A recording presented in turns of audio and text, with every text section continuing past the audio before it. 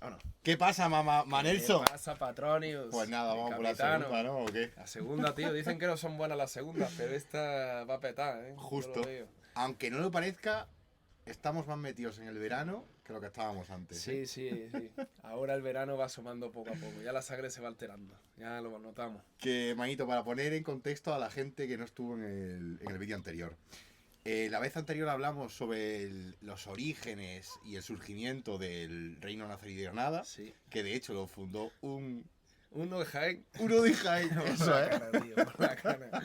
Cosas inesperadas, tío. Lo fundó uno de Jaén que era Alamar, si no me falla la Alamar, memoria. tío, sí, Eso Alamar. es. Mohamed I, Alamar. Y hoy lo que vamos a hacer es contar historietas, sucesos, cosas interesantes que sucedieron durante el reino de Granada, ¿vale? Tenemos varias historias preparadas y vamos a por ellas. De hecho, sí, de hecho hay muchas. De hecho vamos a A ver por qué les ellas. parecen. Algunas conocidas y otras no tanto. Vámonos. ¿Por qué hay que empezar? Tú escuchaste la de la historia de un colgado. Mira, esto no pasó exactamente en Granada, pero había un tío que se llamaba Guzmán el Bueno. ¿Te suena? Nuestros colegas de Madrid seguro que le suena a Guzmán Me el suena Bueno. de la parada de metro del Sí. metro de Madrid. Pero eso, ese ¿eh? no era madrileño, no decía es que. No. Ese era de, curiosamente, era del norte, pero pasó casi toda su vida en Sevilla. O sea que se vino para lo bueno, ¿no? Hombre, vamos. Como todo del norte, Probó ¿no? el En cuanto rebujito. tal, dijeron para abajo y demás, ¿no? Probó el rebujito, dijo, ahí me quedo yo. Y nada, el hombre, curiosamente, era una especie de bastardo. Era hijo del adelantado de Castilla, que se puede decir que era como una especie de capitán de la zona. Estamos hablando de final del siglo XIII y en una zona de frontera entre Castilla y el reino nazarí, pues hay muchas tortas, por así decirlo. Sí. Y en ese contexto nace este bastardo y para ganarse un poco el hueco intentó tener mucha valentía. Bastardo ya no como insulto, ¿no? Sino como... No, también. claro, sí, bastardo de... Al final había muchos bastardos en la historia, quién sabe. Esto como dato, de hecho, se dice que 1 de cada 10 somos bastardos, ¿eh? De hecho, sí. Contarse Y vosotros... más, no, eso son los demostrados, habría que ver el resto, ¿no? Contarse vosotros los que estáis en la familia, porque el que tenga cara más rara... Ese es el de fuera. Total, que este hombre, a pesar de ser bastardo, pues intentó con su poderío y con su arrojo militar, intentar como ganarse un puesto en la administración castellana en ese momento, en la que gobernaba Alfonso X el Sabio. Alfonso X el O Sabio, sea que él estaba planteado como un militar de los pies a la cabeza, ¿no? O sea, en este momento estábamos ya metidos en plena reconquista. Sí, sí, sí. Sí. Sí, De sí, hecho, sí, ¿no? de hecho sí, claro, de hecho sí. En ese momento, claro, solo quedaba la última taifa, que era la taifa de Granada, que era el reino nazarí de Granada. Y lo que hace es, bueno, pues obtener su reconocimiento, su integridad dentro del reino de Alfonso X a través de su juego militar, ¿no? Sí. Muy bien. Eso incluso la ansia por querer ganarse un hueco en la corte y en las altas esferas militares de Castilla le llevó incluso a luchar a favor de los benimeríes, que luego hablaremos de ello, pero básicamente vivían en Marruecos, o sea, luchó a favor de unos musulmanes. Lo que pasa es que luego volvió a Castilla y consiguió un puesto también consiguió un puesto en la frontera. ¿De qué? De alcaide de Tarifa, de como gobernador de Tarifa. Tarifa en ese momento acababa de ser conquistada por los cristianos de Castilla, justo a finales del siglo XIII. Estamos en 1294. Pero surferito, hippie y tal, ¿ya había por aquel entonces? Sí, ¿o de momento empezaba a ver. Ya empezaron a... Lo primero dijeron, aquí ya la cervecita y de todo podemos tomando. Ya abrieron el primer Dunkin' Coffee, abrieron las primeras tiendas así de ropa surferilla, sí, ya Pero vimos. Manelson, vamos a ver, yo este hombre lo que recuerdo es que algo pasó con su hijo, Eso. algo pasó con el... Sí. Con alguien de su descendencia, ¿no? No recuerdo con quién. Eso es así. El tío se casó en Sevilla, vivía en Sevilla muy bien, pero ¿qué le pasa? Que tenía que defender Tarifa, que en ese momento Tarifa estaba asediada tanto por el reino nazarí de Granada, que tenía su límite, o sea, era limítrofe en aquella zona de Tarifa, y además del reino benimerí, que los benimerí, eso, como digo, son unos musulmanes que sucedieron a los almohades en el norte de África, en Marruecos, y estaban intentando poseer el estrecho de Gibraltar, porque por ahí pasaba mucha mercancía, mucha logística, etcétera. Es como el estrecho de Hormuz ahora, con todo el rollo que hay del O petróleo. sea que Gibraltar lleva dando por culo desde que el mundo sigue siendo mundo, ¿no? Sí. Ha sido siempre un enclave estratégico a nivel militar, comercial y demás, ¿no? Había un Donald Trump por ahí que necesitaba dar por culo y pues lucha del estrecho. Y resulta que en ese contexto está defendiendo en 1294 la ciudad de Tarifa de los benimeríes que intentaban retomarla porque eso ya había sido musulmán. ¿Y qué pasa? Que al ver que no podían, porque los asedios medievales eran muy difíciles realmente de conseguir, si no se aislaba lo que es la ciudad o la zona amurallada, pues eran muy difíciles de rendir, por lo tanto optaron por una técnica que esto ya oscila un poco entre la realidad y la ficción, pero dicen que consiguieron captar a su hijo, al hijo de Guzmán el Bueno, y le pusieron una especie de cuchara. Espera. Estaba ya vendida, el pescado vendido, dime. O sea que de buena a primera el chiquillo estaba tan ricamente valido con el campamento, hizo así, pum, y desapareció y apareció en el... Te pillaban fuera de las murallas, sí, claro, estaban aseando a los musulmanes. Y no lo mataron, lo secuestraron. Lo secuestraron, sabían que era alguien hijo de alguien importante y claro, por eso Moneda de cambio, pues, ¿no? Por eso Donald Trump y Netanyahu tienen a su hijo amarrado en casa, porque si no le tienen que llevar al frente y le pasa Coño, como la a que Juan estoy el pensando, Bueno. con Stalinov pasó una cosa parecida a la también, Segunda sí, Guerra sí. Mundial. Bueno, Coño. otra historia. De hecho, es otra historia. De hecho, se puede contar más adelante. Total. Los benimeríes tienen al hijo de Guzmán el Bueno. Lo Y el secuestra, Guzmán el Bueno ok. lo secuestra. Está el hombre encima de la muralla de Tarifa defendiéndolo. Y le dice a los benimeríes, niños, o rinden lo que es Tarifa, o vamos a crear una fuente aquí, una fontana muy bonita con la sangre Con la cabeza del chiquito, ¿no? la fontana di Trevi, vamos a montar aquí. Y claro, el hombre ahí, pues cualquiera en su situación diría que... La rendición, o a cambio rinde de la... o negocia, así, Sí. de alguna manera. Pero ¿qué hizo este hombre? ¿Tú sabes lo que hizo? Que por eso tiene estatua en todos lados y... ¿Tú sabes lo que hizo? Me lo puedo imaginar, ¿no? El tema de... Cogió su El propio... tema del cuello, ¿no? Cogió su propio cuchillo y se lo tiró a los benimeríes y le dijo, adelante, usad mi propio cuchillo, que no voy a rendir la plaza ni de coña. ¿Y lo mataron entonces o Lo no? mataron, lo degollaron como a un puerco. Joder, macho. Sí. Hostia. Entonces por eso es famoso, ¿no? O sea, se Al pone final, como ejemplificación como de ejemplo. la caballerosidad, ¿no? Sería, pero bueno, lo de... De valentía, de honor, valentía, sí, ¿no? sí, de sí. honor, de respeto hacia el reino y tal y cual. Con lo cual ya sabéis, si queréis que os ponga una calle a vuestro nombre, liquidar a vuestros hijos. Claro, claro. Eso es un buen padre. A día de hoy seguro que la madre, en un divorcio seguro que se lo lleva la madre. Seguro, vamos. Pero bueno, Vale. logró defender ese entorno y se consolidó como un noble muy importante de esa zona y de ahí la leyenda. Aunque claro, yo creo que tiene más de leyenda que otra cosa, pero quién sabe. Vale, para todos los que hemos pasado por aquí, por Granada, siempre hemos escuchado lo que es la Vega de Granada, ¿no?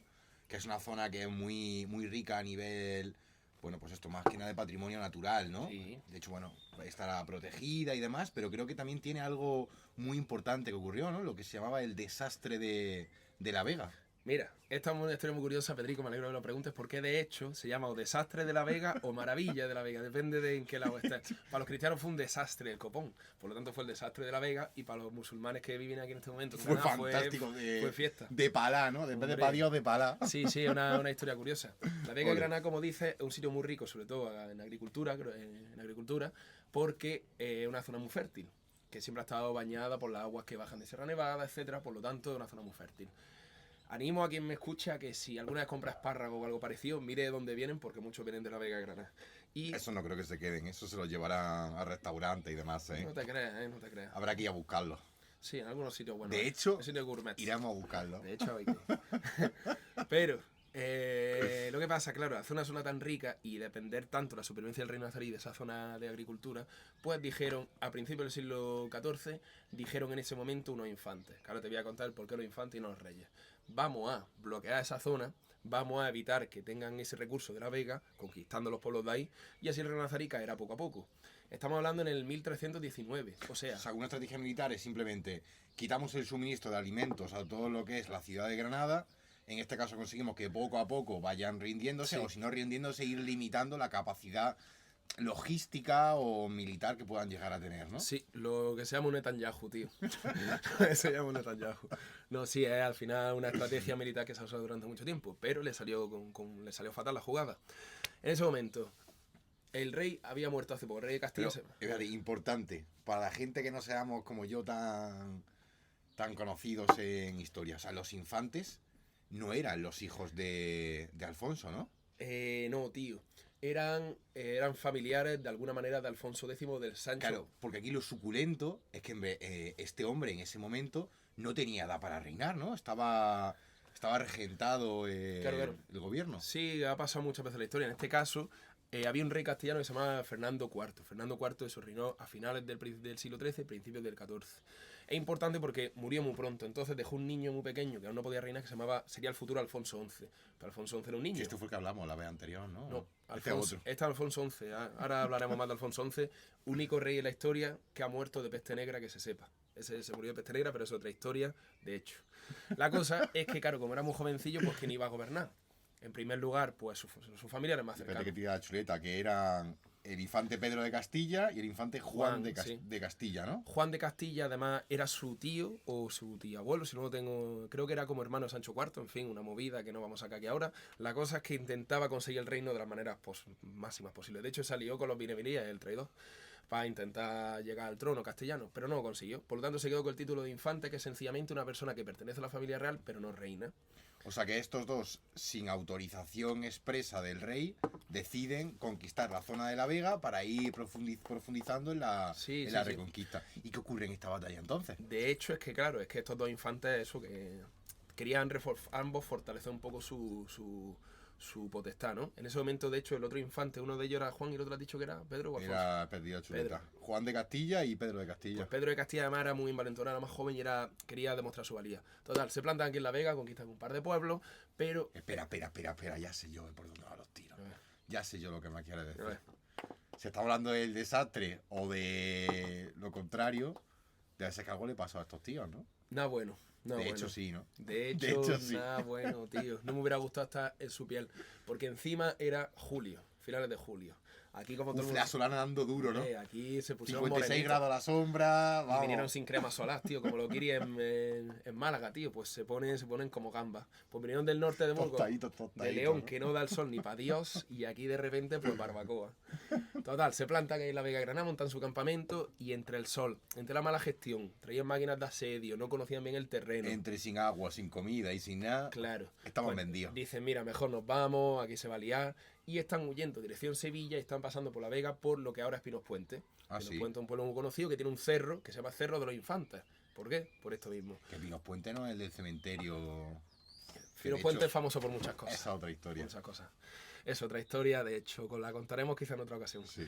Total, que a la altura de eso de Pinos Puente, por esa zona de la Vega, el rey nazarí, el sultán nazarí, que se llama Ismail I, no es demasiado conocido, pero bueno, aquí era importante, decide enviar sus tropas mucho más veloces, mucho más adaptadas al terreno, a por ello, mucho más adaptadas al calor, a por ello. Y la retaguardia se la funde. La retaguardia, la parte que está detrás del ejército, se la funde como si fuera queso. Y capturan sus máquinas de asedio, se carga una parte del ejército, consiguen botín, y lo peor, los dos infantes, chiquichá. Vamos, que le hace un avío, pero de padios, ¿no? Sí. Destrozado. Entonces, el desastre fue para los cristianos, y la maravilla maravillosa, porque esto les permitió durar mucho tiempo más, fue para los musulmanes. Y los dos infantes, uno de ellos se dice que murió le dio un chaspú y se murió. El don Juan, que era un poco mayor, pues murió. Mientras que Pedro se dice que o le dio un arrebate de calor y se murió, o sencillamente... Una pechuque se quedó tiesico perdido. Pues imagínate que las dos personas más importantes del reino castellano murieron el mismo día aquí en la Vega de Granada. Por eso, el cerro que encontraréis ahí en Pinos Puente, si visitáis el pueblo de Pinos Puente, pues se llama Cerro de los Infantes. Y el instituto también creo que se llama así, Cerro de los Infantes. Ole. Uno un cuerpo lo encontraron y otro no, por suerte. Pues se lo llevaría un payo, vaya usted, ¿sabes? Vamos ahora por la tercera historia, quizá una de mis favoritas del día de hoy. Estoy seguro de que todos vosotros os suena el nombre de William Wallace. Y si no os suena el nombre de William Wallace, la película de Braveheart la habéis escuchado o la habréis visto 100% seguro. ¿Qué tiene que ver esto con Granada? Tío, esto es una movida, pero que sepáis que es 100% verdad. Braveheart, la peli del payo este, ¿cómo se llama, tío? El de los pelos largos. El de los pelos largos, ese, tío, que el de la fardilla. Mi primo el de los pelos largos. El de la fardilla. Este tío no era el auténtico Braveheart. Vino el Mel Gibson, coño, Mel Gibson, que es el director y actor de Hollywood muy famoso, y dijo, mira, yo he escuchado algo de que había alguien corazón valiente en Escocia, va a ser este hombre. Pues no era él. Realmente el corazón valiente que la historia nos narra es Robert de Bruce. ¿Robert de Bruce te suena? Por la película, porque aparecía también, ¿no? Era uno de los nobles escoceses que también participó en la revuelta y tal, ¿no? Sí. Nosotros tenemos dos colegas, el Robert y el Bruce, pero no son esos dos, son el mismo, Robert de Bruce. Es como el... Claro, como Ortega y Gasset, que no son dos, es uno. Depende de donde preguntes, ¿eh? Ya te lo digo yo, depende de donde preguntes. Total, que este hombre gobernó Escocia en un momento en el que Escocia no tenía gobernante, porque un rey que se llama Alejandro I había muerto sin descendientes. Con el tiempo él consigue el gobierno. Pero no me lo digas, se vino de vacaciones, ¿no? Se vino de vacaciones, pero cuando ya estaba en el ataúd, el tío. Le moló... Directamente, ¿no? Sí. Dijeron a mi muerte que me lleven para Granada, directo. No había Ryanair en ese momento y la chuscó en Escocia. Él era rey de Escocia, pero murió en 1329. Pero, ¿y por qué estaba aquí? ¿Estaba de paso para algún lado o...? Si es que no estaba aquí, solo estaba su corazón aquí. Espera. Gran movida. Vamos a ver, ¿cómo que estaba sonando? O sea, lo abrieron el pecho, le sacaron el corazón y lo trajeron a Granada. Mira, Escocia en ese momento era un estado muy joven. Además estaba amenazado por Inglaterra, como a día de hoy.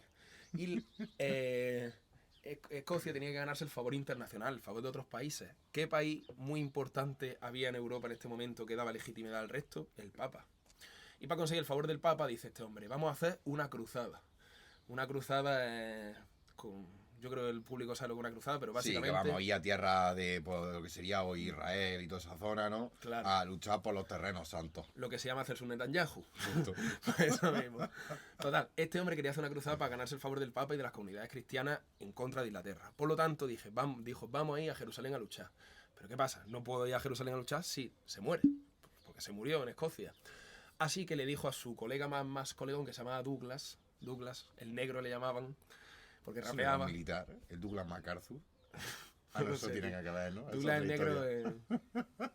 En fin, Vale, total, llama a su colegón y le dijo, oye, macho, le dijo, mándame para allá, ¿no? aunque he muerto, llévame para allá, pero mi cuerpo se va a descomponer. Por lo tanto, ¿qué es lo que puedo hacer? Llevar mi órgano más importante que el corazón.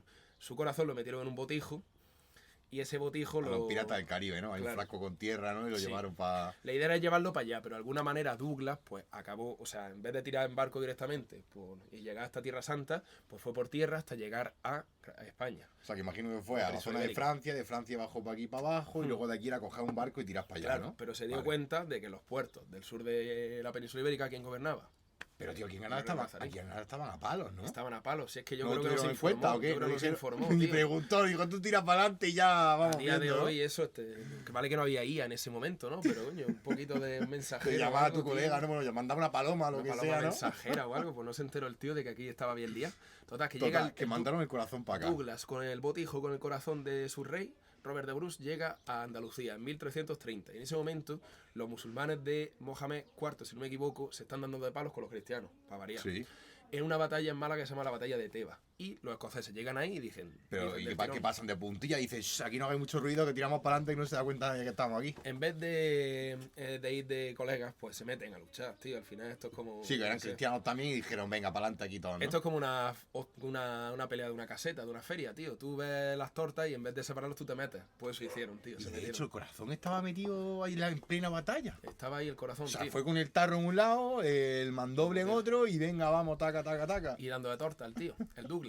Lo que pasa es que no conocía el terreno, no conocía las tácticas de lucha de los musulmanes y se ve rodeado el Douglas con sus escoceses por los musulmanes.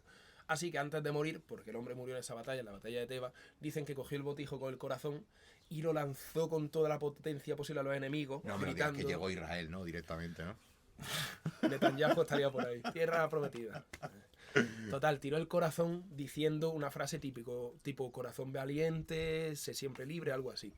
Esa historia la que escuchó Mel Gibson, pero se le fue un poco a la olla con el William Wallace, él quería contar una cosa diferente y eso. Pero realmente el corazón valiente es Robert de Bruce, que hizo básicamente muerto además. O sea, de hecho O sea, estaba fue el muerto. que la palmó. Ni el colegón que murió aquí, ni el William Wallace que estaba por allí, ¿no? William Wallace había palmado ya, estaba hecho picadillo además. Porque Nunca era mejor dicho, membrano. ¿no? Nunca De mejor hecho, dicho. estaba hecho De polvo, hecho, sí. estaba hecho polvo. Estaba ya para jubilarse, para dejar de cotizar. Así que muy curiosa esa historia. Y finalmente, como dato, el corazón y el cuerpo de Douglas fueron encontrados y lo devolvieron a Escocia. Por ahí estarán. Mira, creo que es muy curioso porque la historia nos da ejemplificaciones de que incluso los adversarios más aférrimos se pueden hacer colegones, ¿no? Joder. Incluso pueden ayudarse, pueden contribuir al bienestar, ya no solamente de ellos mismos, sino de la sociedad en la que se encuentran. Sí. Y ahora sí que vamos a por la historia que era de Mohamed V y Pedro Primero. eso. Mohamed V. Total.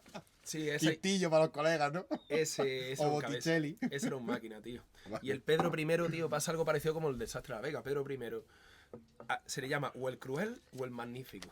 Según para dónde miren, ¿no? Según a quién le pregunte. Claro, pero aquí estamos hablando ya de que dos tíos que son de dos culturas diferentes, que por el hecho de existir deberían ser enemigos, son colegones. Sí. Entonces, imagino que tendrían sus detractores y sus aliados en ambos sitios. Sí. Claro, es que, en ese momento, a pesar de que la tierra de frontera, mira, aquí la perrilla quería unirse. De hecho, Freya se va a unir. En ese momento, a pesar de que hubiera una zona de frontera y se daban mucho de torta, realmente había intereses también muchas veces que se unían. Entonces los intereses de Pedro I y Mohamed V confluyeron. Resulta que Mohamed V, estamos hablando a mediados del siglo XIV, o sea, 1350, 1360. En ese momento el reino nazarí estaba muy bien, pero tuvo una confabulación. su primo creo que se llamaba, o su primo puede ser Ismael II, Vamos, que le quita el trono. Que le querían hacer la cama. Se la hicieron del todo, ¿no? Le quita el trono. Vale. Le iban a hacer un Netanyahu. Y sale corriendo a la tierra de su colegón, Pero ¿no? Dijo, Pedrito, que voy para allá, tú, échame un huequecillo a ver si apañamos. ¿Pedrico dónde estaba? Donde estaban todos los castellanos que querían clima bueno, en Sevilla. Estaba ahí, bueno, no sé, la segunda. Pero a pesar de que era un rey castellano, en ese momento la capital estaba en Sevilla. De hecho, era una zona cultural muy grande, era un centro cultural importante. Vale. Pues, o sea que Mohamed V viene para acá, Pedro I lo acoge dentro de su corte. Sí. Y ¿solamente lo acoge en plan como un refugiado? ¿O también le da apoyo militar, apoyo para decir, oye, no te preocupes, manito, yo te voy a echar una mano y vamos a reconquistar lo que es tuyo? Pedro I ahí tenía dos opciones. O cargárselo del todo, o intentar apoyarlo para que retomara el trono de Granada, cosa que consiguió en 1362, si no me equivoco, y así tener un aliado en el reino de Granada, aunque fuera musulmán, aunque fuera de otra religión. Y eso pasó. Eso, gracias al apoyo de Pedro I, el cruel para algunos, pero el máquina para otros, entre ellos para Mohamed V, Mohamed V retomó el trono de Granada. Que de hecho a Mohamed V le debo muchas cosas porque es el rey que más ha construido en Granada.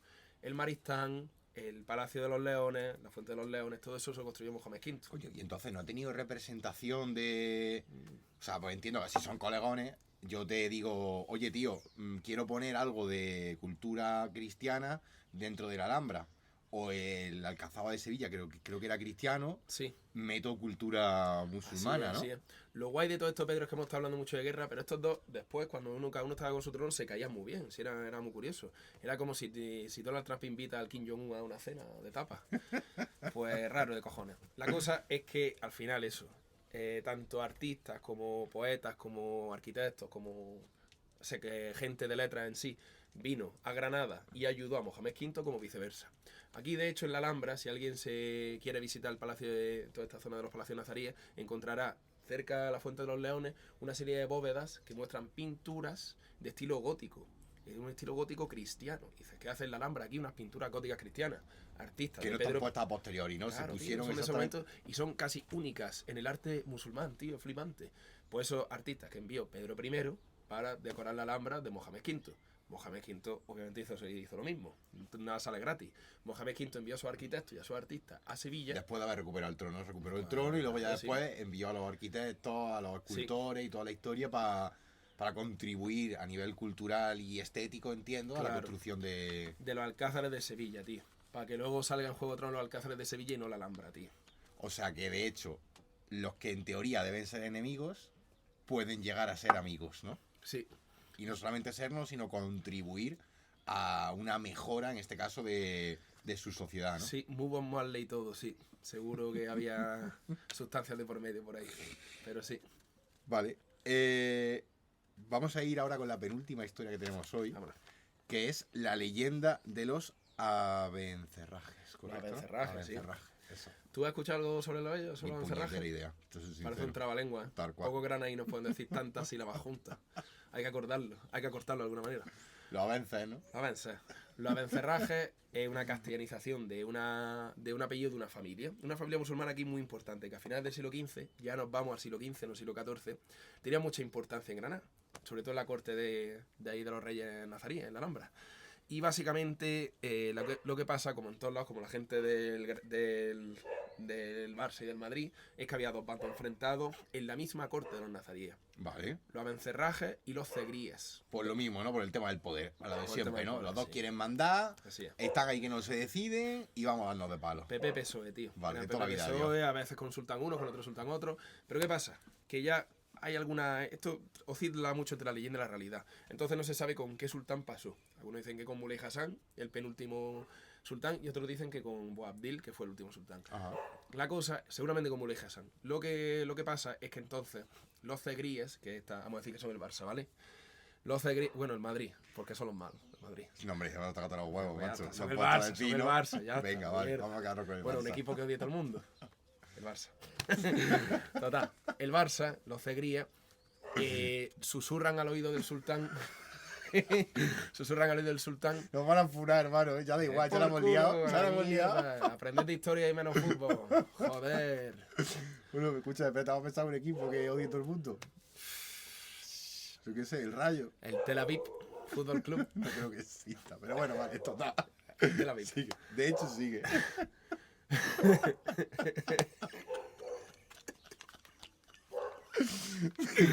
Total. Total. Total. Que los cegríes, en ese momento, como le susurran Le susurran al oído fuerte. le ¿no? dicen que los abencerrajes no solo están conspirando contra él, que no te rías, no solo están Vamos. conspirando contra él, sino que encima una de las familias de los abencerrajes está como seduciendo a una de las mujeres del sultán. Y eso le provoca un ataque de celos al sultán, que decide invitarlos de buen rollo al palacio a los palacios nazaríes. Esto ya me lo sé, esto es lo de Juego de Tronos, ¿no? Sí. Hay un Vale, capítulo vale. que yo creo que se inspiró bastante en este rollo. El capítulo este, ¿cómo A se ver si lo llama, tío? adivina, a ver si lo adivina. Sí, había un color de por ahí de por medio. Era ¿qué era? La boda... La boda roja. La boda roja, tío, eso. No me acordaba. Eso. Total, que le invito a una cena de buen rollo. Eran, se calcula, unos 30, unos 40 miembros de la familia de los Abencerrajes. Y Muley Hassan una vez los tenía todos juntos. Se dice que los fue capturando y los fue pasando por la piedra, ¿no? Por la tijera. Poco a poco. Según iba saliendo a ir a mear, decía, yo voy a mear un segundo. Sí. Venga, vale, vamos. Iba creando, Ya no volvieron, ¿no? creando división entre el cuerpo y la cabeza de esa gente. Obviamente ahí salía sangre como si eso fuera la matanza. Sí, nunca Así- mejor dicho. Así que se dice que incluso a día de hoy la gente que visite la Alhambra encontrará en la que se llama la Sala de los Abencerrajes una especie de reguero, una especie de acequia que transita hacia abajo y que tiene un color así como ocre. La leyenda cuenta que esa es la sangre de los Abencerrajes que sigue. Que ahí lo después. manchó, ¿no? Que se quedó ahí manchado y lo dejaron como recordatorio para todo el mundo que Sí. no la liara y estuviera tranquilito. Claro, en esa época es que no había nada para limpiar la sangre, no había KH7 ni nada de ese rollo, entonces ahí se quedó. Más vale que lo dejemos. Y eso es lo curioso de la historia. Y ya desde entonces, pues decadencia, el reino nazarí a tope. Para terminar, vamos a hablar de quizá el grafitero más importante Así es. de toda la historia del reino nazarí de Granada, ¿no? Eso es. Sí, sí. Que era el no sé qué del pulgar, ¿no? Sí, algo del pulgar. Este hombre era el Bansky de su época, tío. Espérate, voy a Era mirar un- la chuleta. ¿Cómo era era, un rebelde. ¿Cómo era el tío? Era Hernán Pérez del Pulgar. Eso, Hernán Pérez del Pulgar. Hernán del Pulgar, lo mismo, algo parecido al algo más. Bueno, es un militar, pero no era un militar demasiado conocido, ni era un gran general, ni era alguien de primera línea de la corte castellana. Ya tenemos que ubicarnos a final del siglo XV, cuando Granada, el reino nazarí de Granada, Estaba ya en a punto su de caer. última, ¿no? Está ya tiritando. 1490, quedaba un añito largo para que cayera. Y este hombre, en ese momento las tropas castellanas estaban acantonadas en Santa Fe. Santa Sí. Fe, que es una población muy cercana, era un campamento militar en ese momento. Y estaban ahí las tropas castellanas. Pero claro, ahí había algunos que se impacientaban más, que querían ya tomar Granada, otros Sí. que querían esperar a ver qué pasaba. Vamos, que entre el borracherón y tal, dijeron, tengo una idea. Sí, Dijeron, sí, sí, compi, sí. tengo un ideón. Sí, alguien le diría, no hay cojones de... Y este dijo, ¿cómo? Total, cogió a los 14 más motivados A que habían del 14 campamento. ungarones que había por allí que estaban igual que Que hechos se la polvo. pelaba, si se morían, si no, no tendrían familia, yo qué sé, se la pelaban. Y decidieron meterse o colarse por la noche en Granada. En Granada, que está a punto de caer, pero aún musulmana, con una guarnición... Digamos que si te pillaban, te degollaban, pero al toque ni rey. ¿eh? Vamos, te unía a los abencerrajes en el más allá. Sí, y pues este hombre... eso De hecho, contribuían a la separación de miembros, ¿no? Sí, sí, ya vamos, el agua estaría mal... El agua tiene que salir roja ya de las fuentes, tío. Total, se vienen para acá, se infiltran en la ciudad, Una noche, sí. atraviesan la ciudad Sí. y ¿para dónde van? Claro, porque la gente se preguntará, ¿para qué se cuelan 15 personas en una ciudad por la noche que no puede ser conquistada con 15 personas? Para vacilarla. Van a la mezquita central de Granada, que en ese momento está donde a día de hoy tenemos la catedral. En ese solar se emplazaba la mezquita antigua. Y ponen en la puerta una especie de grafiti, una especie de pintura que pone Ave María. Ya está. Ese vacileo. Hay algunas otras historias que Pero, dicen tío, que... ¿con qué coño lo grafitas? Porque por ahí pillas el spray, tal. En ese caso que hicieron, Mira, tú, de hecho, ¿sangre de no- cordero o algo de eso? De Que... hecho, bueno, no de sé. cordero no, de cerdo sería en este caso, ¿no? O de los abencerrajes, yo qué sé, tío, si tenían sangre para dar y tomar. De hecho, no lo sé, tío, pero bueno, la cosa es que se dice eso. Todas estas historias transitan mucho entre la leyenda y la realidad. Esto seguramente ocurriera, pero seguramente todo este edulcorado. Se dice que, de hecho, a la salida, mientras salían, Claro, se le fue ya del todo de las manos. fue Dijeron, la oye, ya olla. que estamos, macho. como la peli de Project X, no sé si la habéis visto, tío, que empezó con una fiesta y acaba la ciudad en llamas. ¿Y qué hicieron tú? Pues a la salida, cuando iban a salir de las murallas, vieron el barrio comercial, que era muy importante, va los nazaríes, que se llamaba está al lado de la catedral, la Aljafería, no, ya no me acuerdo. Alcaicería. Alcaicería. Pero esto Venga. sigue siendo exactamente lo mismo que ahora, ¿no? Bueno, está reconstruida, ¿eh? O sea, el paisaje es parecido, pero está completamente reconstruido. Vale. Y le prendieron fuego. Porque esa zona es verdad que generaba mucha riqueza a los nazaríes, entonces le prendieron fuego y Sí, de aparte... que ya que estábamos, vamos, venga, aquí una cerillita, un tal, no sé qué, no sé cuánto, y listo Sí, para sí, beber, sí. ¿no? Y llegó el tío, eso, aparte de quemar la alcaicería, entra a Granada, sale de Granada, pone lo de Ave María en la puerta de la mezquita y con dos huevos más grandes que... Consiguió salir entonces, ¿no? Entrar y salir. Consiguió salir, y desde entonces los Reyes Católicos, que eran los que estaban en el campamento de Santa Fe, le tuvieron muy gran estima. Y a día de hoy incluso hay algunas calles de Granada, el callejero le recuerda. El Pulgar. El Pulgar, sí, tío. Que la calle se llama Pulgar, sencillamente, claro. Y no sabes por qué, y es por este hombre que o loco o valiente de cojones. Bueno, pues con esto terminamos la historia que queríamos contar hoy. Perfecto, porque se me acaba la cerveza. Eso tiene fácil solución, ¿eh? Y el siguiente terminaremos la trilogía, que básicamente va a ser el final de la historia del reino nazarí de Granada. Sí. Así que, Manelson. De hecho, ha sido un placer hablar contigo otra vez, Pedro, tío. A ver si la próxima vez no nos partimos tanto la polla, Así tío. que nos vemos, Manelson. Venga, Nada, pitalo. habrá que seguir reírse, Está guapo, tío. riéndose.